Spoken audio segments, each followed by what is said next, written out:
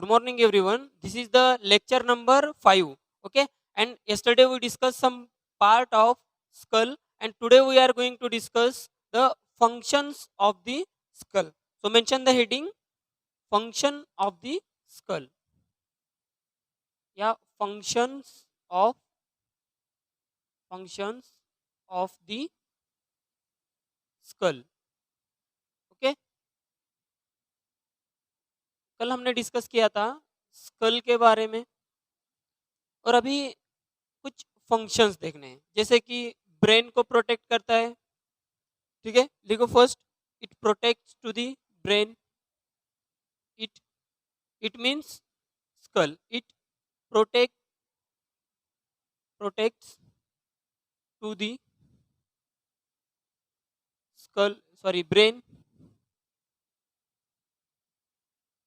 Protects to the brain. Second point उसमें mention करो. It fix the it fix the distance between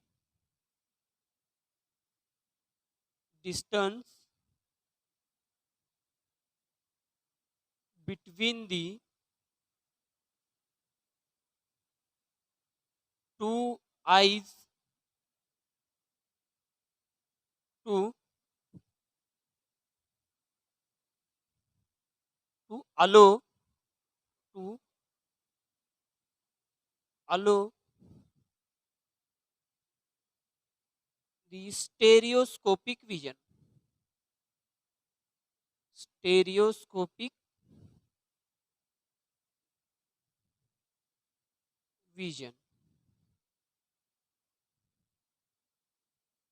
third function लिखो.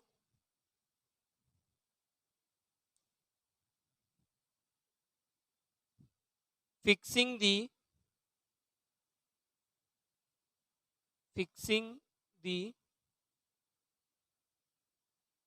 positions of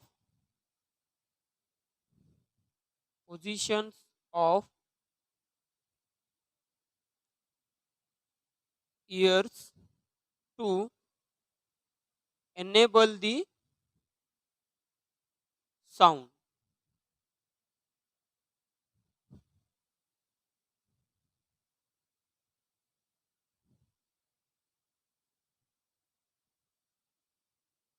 और एक लिखो. It also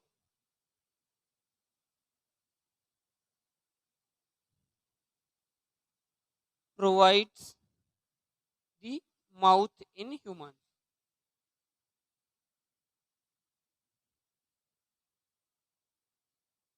Mouth in humans. सिर्फ हम ह्यूमंस के बारे में पढ़ रहे हैं इसलिए ह्यूमंस यहाँ पे मेंशन किया है. ओके, ये हो गया फंक्शन. फर्स्ट क्या है? ये ब्रेन को प्रोटेक्ट करता है. क्या करता है? टोटल जो ब्रेन है, ब्रेन को प्रोटेक्ट करने का काम करता है.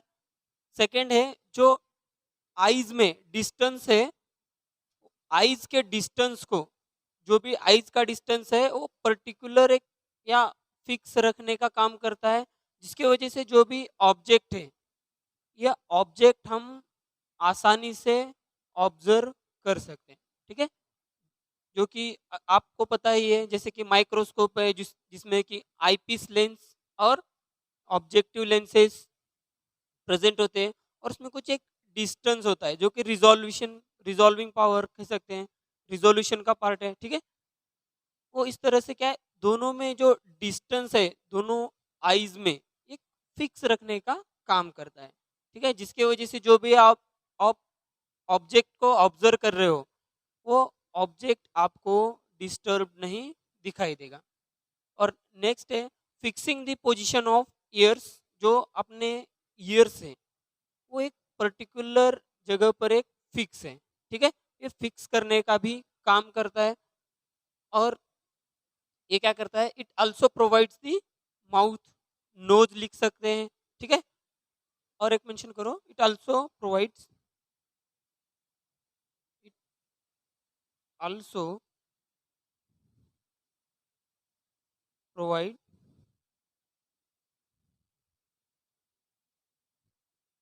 नोज। ठीक है, ये हो गया फंक्शंस, कुछ फंक्शंस जो कि स्कल के थे। कल हमने डिस्कस किया था ओवरव्यू ऑफ स्कल के बारे में, अभी ये हो गए फंक्शन। ठीक है, तो इसके बाद हम देखेंगे एक पॉइंट लिखो, इन जूलॉजी, स्कल के बारे में ही है, सिर्फ जो कि फंक्शन नहीं है, एक पॉइंट मेंशन कर सकते हो, जो कि कल मैं आपको देना भूल गया था, इसलिए एक पॉइंट और एक मेंशन करो, in zoology, in zoology the opening in the skull, the opening in the skull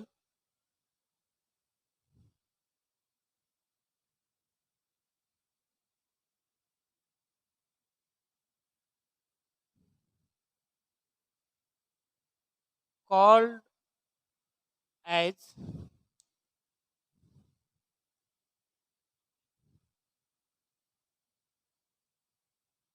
fenestrae. ठीक है, ये कल पॉइंट्स आपको मेंशन करके देना था, एक पॉइंट रह गया था।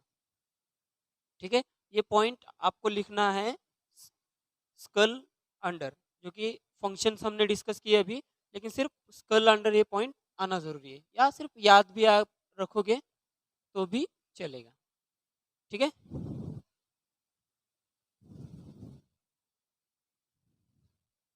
अब इसके बाद हेडिंग दो, कार्टिलेज।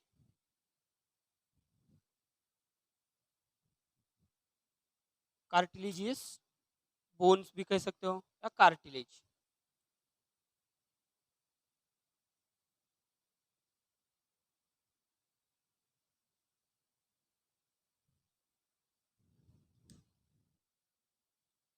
जो कि ईयर्स तो आपको सभी को पता ही है और दिखाई भी देते हैं। ये क्या करते हैं, अगर सपोज आपने ईयर्स को फोल्ड किया, फोल्ड करने के बाद और क्या होता है, फोल्ड करने के बाद ये फोल्ड हो जाते हैं आसानी से, और रिमूव करने के बाद हाथ वो ओरिजिनल पोजीशन पे चले जाते हैं।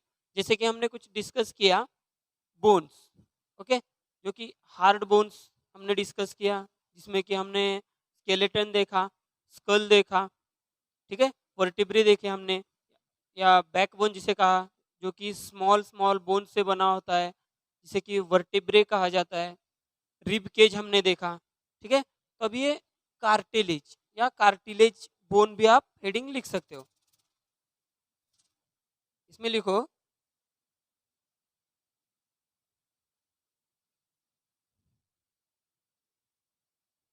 It is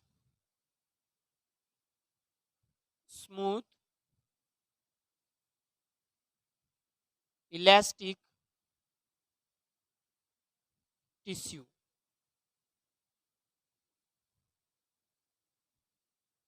comma, rubber like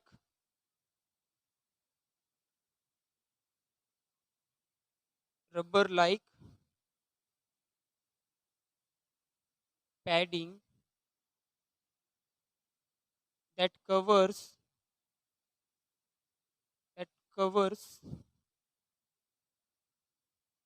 and protect the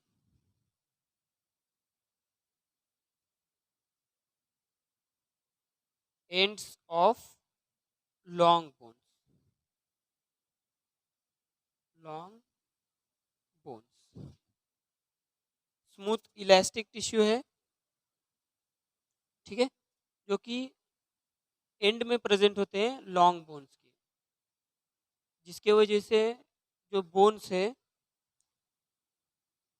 या मान लो अपना जो भी ईयर लोब है, ठीक है, यहाँ पे आपको कुछ प्रेजेंट दिखाई दे रहा है, या आप फील कर सकते हो यहाँ पे कुछ बोन्स है क्या ईयर लोब में, अपर पोर्शन में है, ईयर के अपर पोर्शन में कार्टिलेज बोन प्रेजेंट है, लेकिन जो ईयर लोब है आपका, जो लोअर पोर्शन कह सकते हो, ठीक है, यहाँ पे कोई बोन्स प्रेजेंट नहीं है।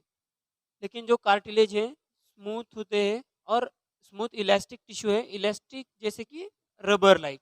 ओके, अब और एक पॉइंट लिखो, कार्टिलेज डज नॉट,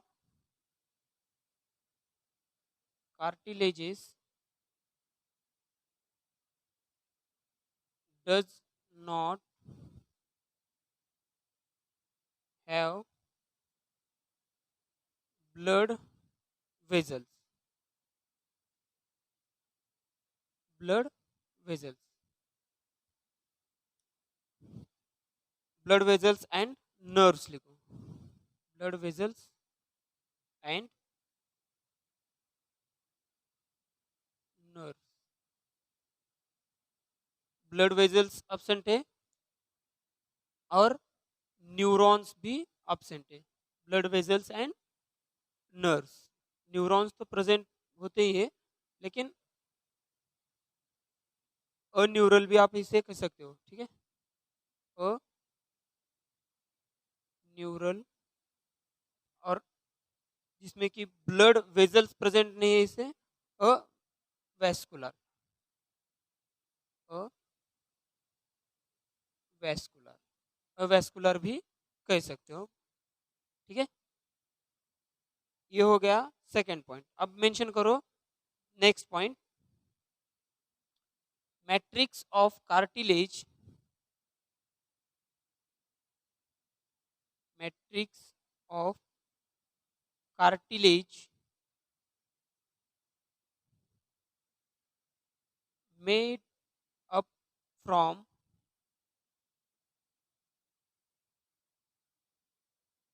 जिसमें लिखो ग्लाइकोसामाइनोग्लाइकन्स,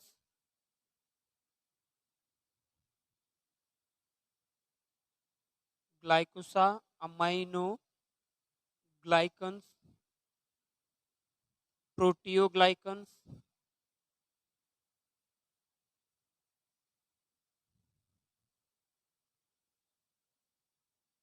कोलेजन,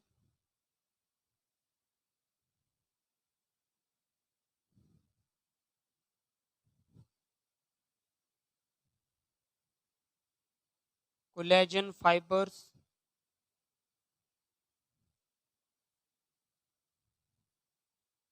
और लास्ट लिखो समटाइम इलास्टिन, समटाइम इलास्टिन भी प्रेजेंट होता है, ठीक है।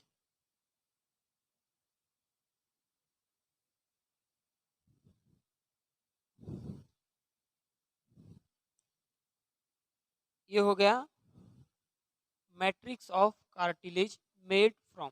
जो भी मैट्रिक्स होता है कार्टिक, जो कार्टिलेज का वो बना होता है, उसमें प्रेजेंट होगा ग्लाइकोसा अमाइनो ग्लाइकन्स, प्रोटियोग्लाइकन्स में भी कोलेजन होगा, कोलेजन फाइबर्स होंगे, या सम टाइम इलास्टिन भी प्रेजेंट होता है, ठीक है, जो कि या कार्टिलेज मेड फ्रॉम भी कर कर लिख सकते हो। नेक्स्ट पॉइंट लिखो, it also present in, it also found in लिख सकते हो या प्रेजेंट इन लिख सकते हो, it also found in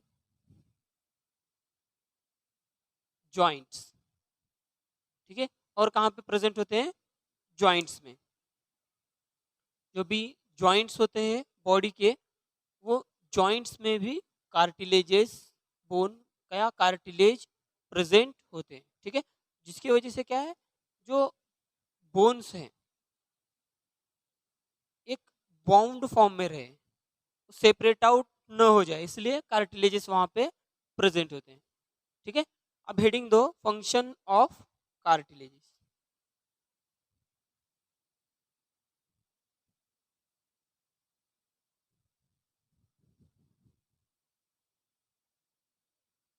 functions of cartilage,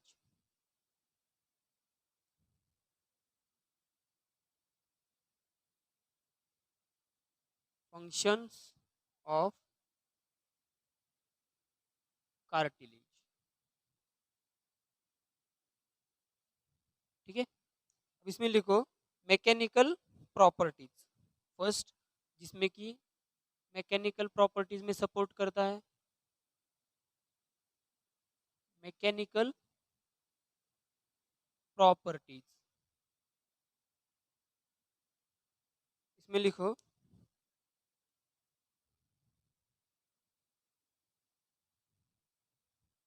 the mechanical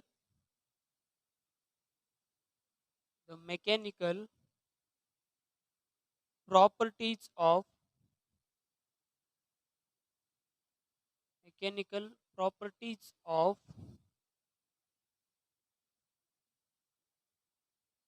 articular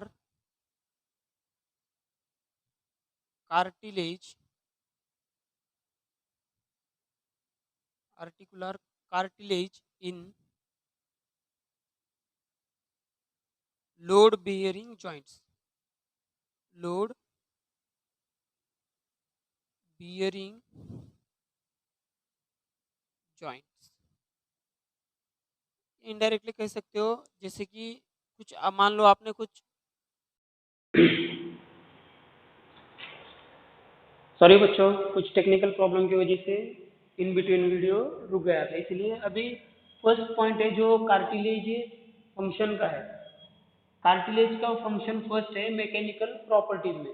जैसे कि अभी कुछ आर्टिकुलर कार्टिलेज जो लोड बियरिंग का काम करते हैं। मान लो आपने कुछ वजन उठा रहे हो, मान लो कुछ वजन आप उठा रहे हो, उस टाइम जो जॉइंट्स होते हैं अपने, जो जॉइंट्स हमने देखा, जॉइंट्स में जो मतलब आप जो भी आपका जॉइंट्स है वहां से लीक ना हो, उसको क्या करते हैं, कार्टिलेजियस टिश्यू जो है उसको पकड़ के रखते हैं, कार्टिलेज बोन।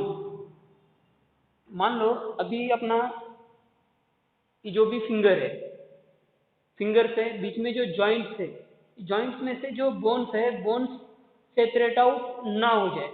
ठीक है, वो इसको जो लोड बियरिंग का काम कौन करता है, जैसे कि मान लो कुछ हमको उठाना है, जोर लगा के उठाना है, उस टाइम क्या होता है, अपना बोन्स यहाँ से स्लिप होता है क्या, या सरकता है, नहीं सरकता। जो इसको टाइट रखने का काम कौन करते हैं, कार्टिलेज।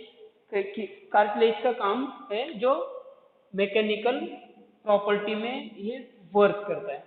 नेक्स्ट वन है जो frictional property, frictional properties. Frictional properties में जैसे कि आपके पास बाइक या साइकिल है, तो आप क्या करते हो, उसको ऑयलिंग ग्रीसिंग किया जाता है, ताकि एक जो भी पार्ट है वो पार्ट जल्दी मतलब खराब ना हो। जो जिसमें कि सपोज आपके व्हील्स है, जो भी साइकिल या बाइक की व्हील्स है, उसमें ग्रीसिंग और ऑयलिंग किया जाता है। ग्रीसिंग और ऑयलिंग करने की वजह से क्या होता है, जो फ्रिक्शन हो रहा होता है वहाँ पे, वो फ्रिक्शन को अवॉइड किया जाता है। ठीक है, जिसकी वजह से फ्रिक्शन अगर नहीं होगा तो जो भी आपका स्पीड होगी, जो भी आपकी बाइक की या जो भी व्हीकल है, व्हीकल की जो भी स्पीड होगी वो बढ़ जाएगी या मेंटेन रहेगी। अगर फ्रिक्शन ज़्यादा हो रहा है तो क्या होता है, थोड़ा थोड़ा स्लोली स्लोली क्या होगी, वो उस बाइक की या उस व्हीकल की स्पीड कम होगी। इस तरह से अपना हम क्या करते हैं, ऑयलिंग और ग्रीसिंग। अगर मान लो अपने जो भी बॉडी में जॉइंट्स है, जॉइंट्स की जगह पर अगर कुछ लिक्विड प्रेजेंट, अगर जो भी बॉडी फ्लूइड है, बॉडी फ्लूइड अगर absent अगर है, बॉडी फ्लूइड अगर absent है, तो फिर उस टाइम क्या होगा, हमें क्या है, बहुत सारे प्रॉब्लम को फेस करना पड़ेगा। क्योंकि दो बोन्स क्या हो गए, फ्रिक्शन हो गए, जिसके वजह से झीज होगी उस बोन की। बोन अगर झीज हो रहे मतलब क्या कम हो रहे हैं फ्रिक्शन की वजह से, तो क्या होता है, इनडायरेक्टली पेनिंग क्रिएट होगी। ठीक है, जॉइंट पेन्स कर सकते हो। तो ये इसको अवॉइड करने का भी काम कौन करते हैं, कार्टिलेज करते हैं। इसमें लिखो it plays it it means cartilage, it also plays an important role role in the biolubrication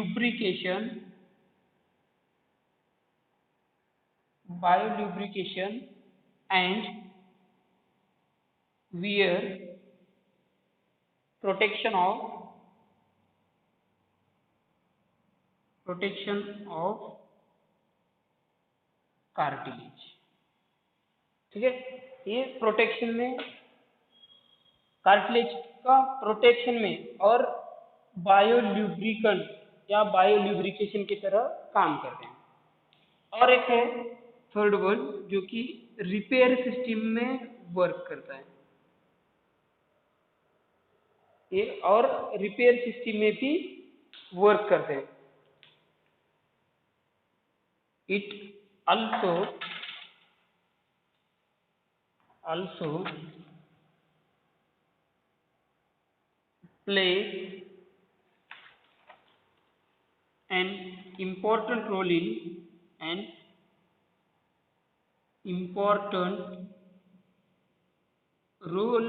in repair mechanism।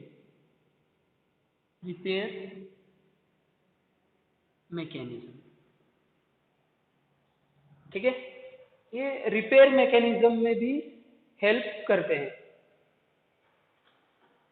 ये हो गया कार्टिलेज का फंक्शन, कार्टिलेज के फंक्शन। अब हमें देखना है जो कि गेट्स ऑफ एनिमल हमने सिर्फ डिस्कस किया था, जिसमें हमें डिस्कस करना है अर्थवर्म, स्नेल, कॉकरोचेस और बर्ड्स है, और फाइनली शायद इसमें एक फिश है। ठीक है, फिश भी है।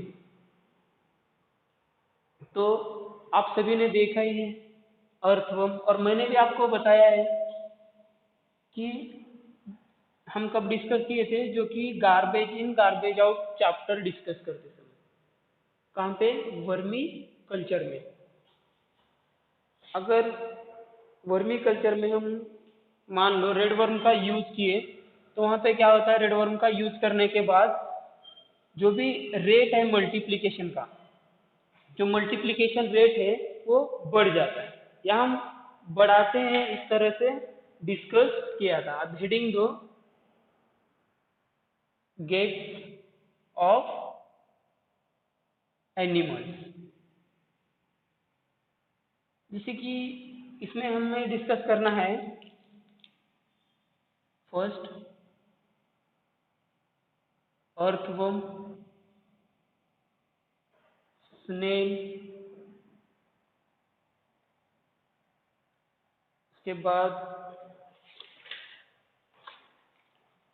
कॉकरोच है,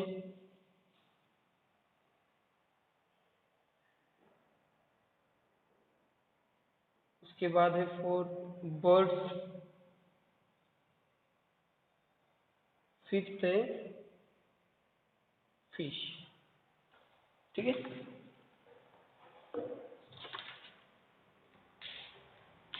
इतने सारे हमें इसमें डिस्कस करना है। गेट्स ऑफ एनिमल्स है इन द सेंस जो कि चाल चलन, वो किस तरह से मूव करते हैं, किस तरह से चलते हैं, या उनका जो भी सपोज हमने डिस्कस किया था वॉकिंग, जंपिंग, रनिंग, फ्लाइंग, जो कि फर्स्ट लेक्चर में हमने डिस्कस किया था।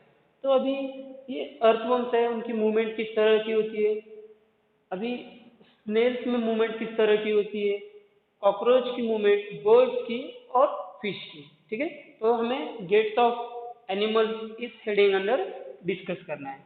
तो फर्स्ट हेडिंग डालो अर्थवर्म्स।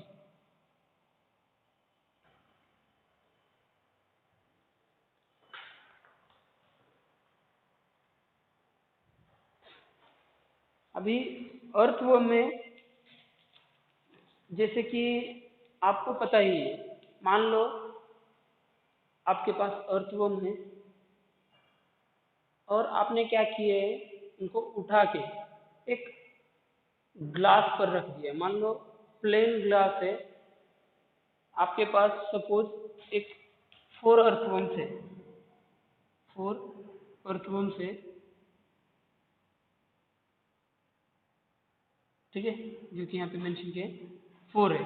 आपने क्या किया इसमें से 2 अर्थवर्म्स, आपने क्या किया, नहीं प्लास्टिक में हो, एक सिर्फ ग्लास लेंगे, ग्लास पर रख दिया और 2 अर्थवर्म्स आपने क्या किया, रफ पेपर पर रख दिया।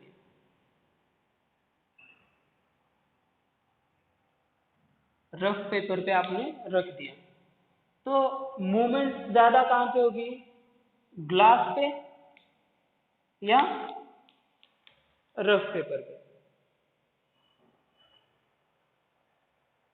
इसमें रफ पेपर पे मूवमेंट आसानी से होगी, ठीक है, जो कि ग्लास पेपर पे या ग्लास पे कम होगी। क्यों, क्योंकि जो भी अर्थवर्म का पोर्शन है उस पर कुछ रिंग्स प्रेजेंट है, वो पॉइंट्स हम वन बाय वन मेंशन करेंगे।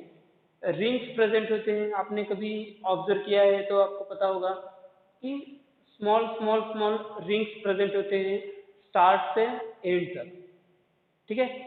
तो उसको जो रिंग्स है उसको होल्ड करके रखने के लिए जो या मूवमेंट के लिए, तो रफ जो भी रफ तरह का रफी पोर्शन अगर है तो होल्ड वो आसानी से करेगा।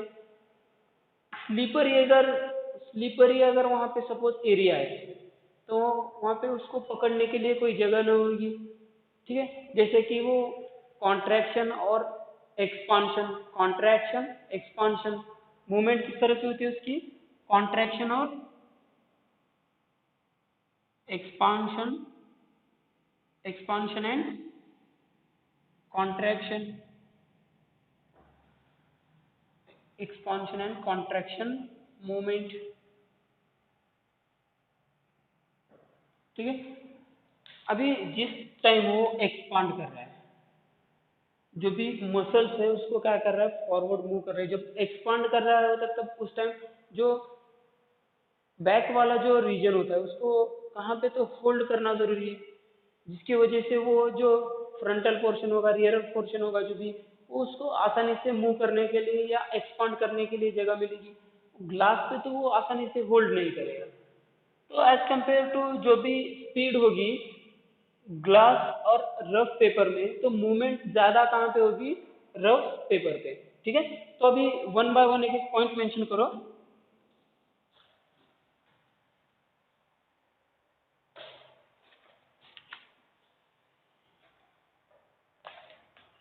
The body of earthworm, the body of earthworm, earthworm made from, made up of many rings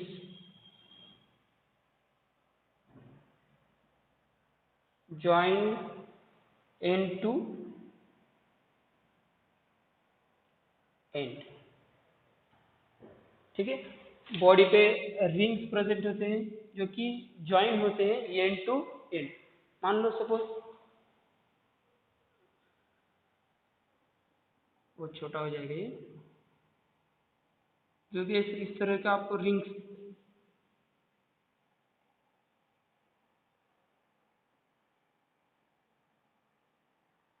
कुछ इस तरह का आपको ऐसे स्ट्रक्चर्स वहाँ पे दिखाई देंगे। अभी ये प्रॉपर तो स्ट्रक्चर नहीं है लेकिन सिर्फ रिंग्स आपको उस पर दिखाई देंगे। जो रिंग्स प्रेजेंट होते हैं एंड टू एंड ज्वाइन होते हैं, ठीक है, जिसके वजह से वो एक्सपांड और कॉन्ट्रैक्शन जो कि हमने मूवमेंट वहाँ पे फर्स्ट में मेंशन किया है। अब इसमें और एक लिखो, it does not have,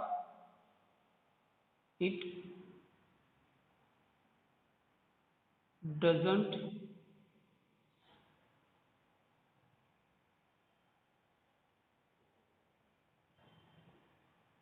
have bones, bones present नहीं होते, ठीक है। और पॉइंट मेंशन करो इसमें अभी,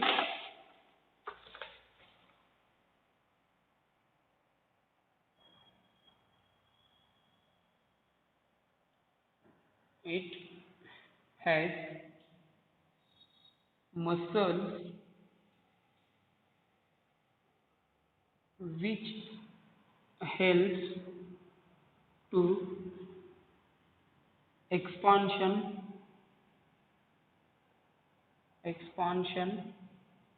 and contraction of the body.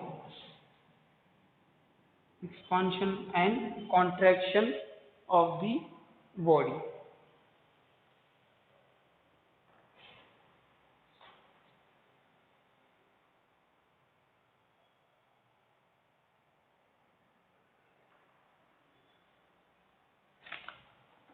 अभी जिस टाइम वो मूवमेंट कर रहे होते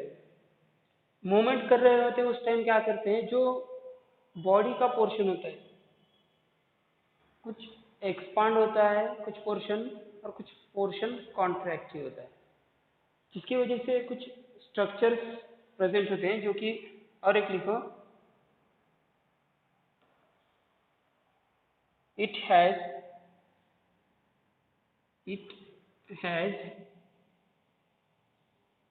large number of bristles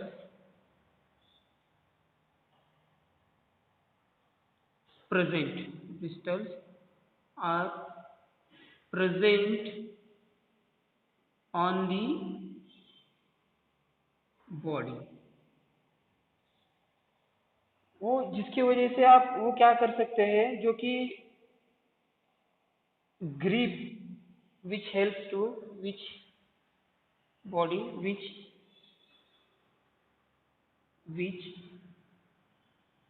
helps to get good grip on the ground. ठीक है, जो हेयर लाइक स्ट्रक्चर जो है, हेयर लाइक स्ट्रक्चर जो प्रेजेंट होता है, जो हेयर लाइक स्ट्रक्चर प्रेजेंट होता है अर्थवर्म से, इसकी वजह से क्या होता है, जो मूवमेंट कर रहा होता है, जो भी अर्थवर्म से मूवमेंट कर रहे होते हैं, तो उनको ग्रिप मिलता है या ग्राउंड पे होल्ड करके रहने के लिए हेल्प होती है, जिसकी वजह से क्या होता है, वो एक्सपांड करने के लिए, सपोज जो भी आप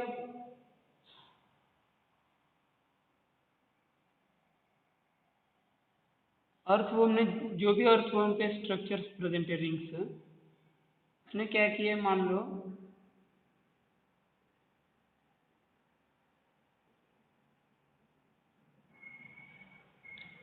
ठीक है, इसने फर्स्ट क्या किया है, इतना पोर्शन जो है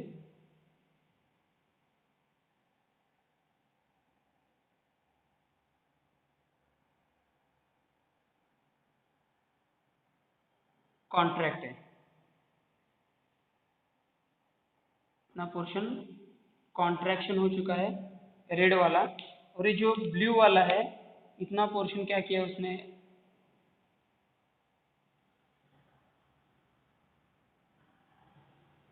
एक्सपांड किया है। अभी जो हेयर लाइक स्ट्रक्चर प्रेजेंट है, जो हेयर लाइक स्ट्रक्चर्स प्रेजेंट है उसके बॉडी पर, जो क्या होगा, जिसकी वजह से पूरे बॉडी पर प्रेजेंट होगी, ये एक्सपांड होने के बाद थोड़ा दूर दूर दिखाई देंगे। ठीक है, अभी एक्सपांड होने के बाद क्या होंगे, थोड़ा सा दूर दूर हेयर लाइक स्ट्रक्चर्स, ब्रिस्टल जो जिसे कहा जाता है, वो थोड़ा सा दूर दूर दिखाई देंगे। ठीक है, ये क्या है, ब्रिस्टल, जो कि hair like structure, hair like structure.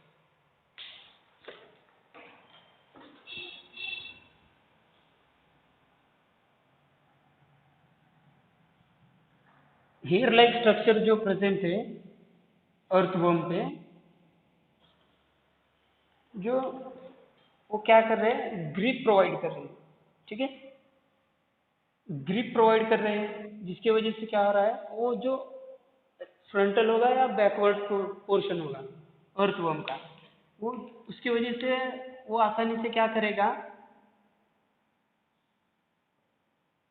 Move करेगा, ठीक है, या मूवमेंट के लिए हेल्प हो जाएगी, या एक्सपांड करने के लिए बॉडी को हेल्प हो जाएगी। अगर स्लीपरी, जो भी स्लीपरी पोर्शन है, या मान लो स्लीपरी जगह पर है वो अर्थवर्म, तो उसको मूवमेंट के लिए तकलीफ होगी, क्योंकि वहाँ पे ग्रिप या गुड ग्रिप नहीं मिलेगी। और एक पॉइंट मेंशन करो, it secret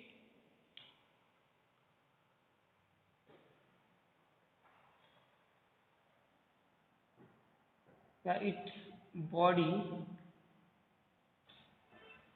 secrete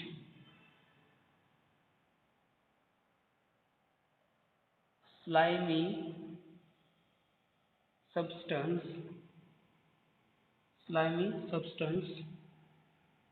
which helps in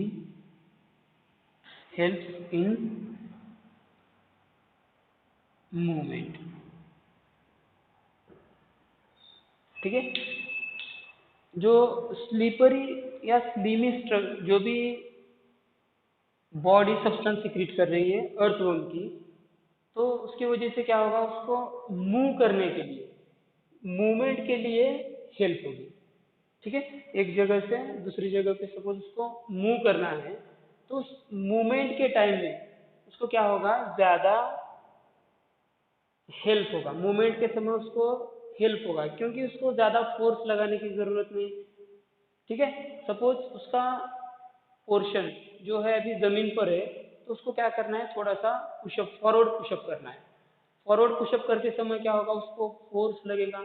अगर स्लीपरी या स्लीमी सब्सटेंस जो बॉडी अगर सिक्रीट कर रही है अर्थवर्म की, अगर सिक्रीट करना बंद कर दी, तो फिर उस टाइम क्या प्रॉब्लम को फेस करना पड़ता है, उसको मूव करने के लिए ज़्यादा एनर्जी लगेगी, तो ज़्यादा एनर्जी लगेगी तो ज़्यादा कंज्यूम करना पड़ेगा। बाय डिफॉल्ट इनडायरेक्टली क्या होगा, जो अर्थवर्म है वो जल्द ही थक जाएगा। सपोज उसको डिस्टेंस क्रॉस करना है, कुछ डिस्टेंस क्रॉस करना है, तो अगर स्लीपरी या स्लीमी सब्सटेंस अगर उसकी बॉडी सिक्रीट नहीं कर रही है, तो उस टाइम उस अर्थवर्म को ज़्यादा एनर्जी लगेगी as compare to normal earthworm, ठीक है।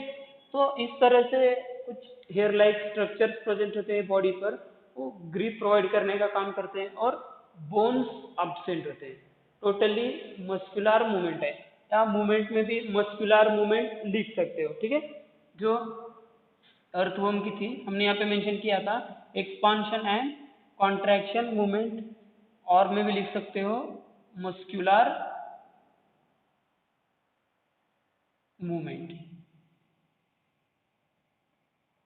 ठीक है, या मस्कुलर मूवमेंट भी आप लिख सकते हो। ये हो गया अर्थवर्म। नेक्स्ट है स्नेल, ठीक है। स्नेल के बारे में हम अगले लेक्चर में पढ़ेंगे, ओके। इतना पोर्शन याद रखिए। अगले लेक्चर में हम स्नेल, जो भी कॉकरोचेस है, कॉकरोचेस के आपको मूवमेंट तो पता ही है, किस तरह से मूव करते हैं, और बर्ड्स फ्लाई करते हैं, जिसके वो फ्लाई क्यों करते हैं, उसमें जो उनके जो बॉडीज होते हैं, बॉडी का जो स्केलेटन है वो लाइट वेटेड होता है, जो कि अपने बॉडी में मिनरल्स फिलअप होते हैं, हमने डिस्कस किया था, ठीक है। तो वन बाय वन हम अगले लेक्चर में डिस्कस करेंगे स्नेल से लेकर, ठीक है। तो मिलते हैं नेक्स्ट लेक्चर में।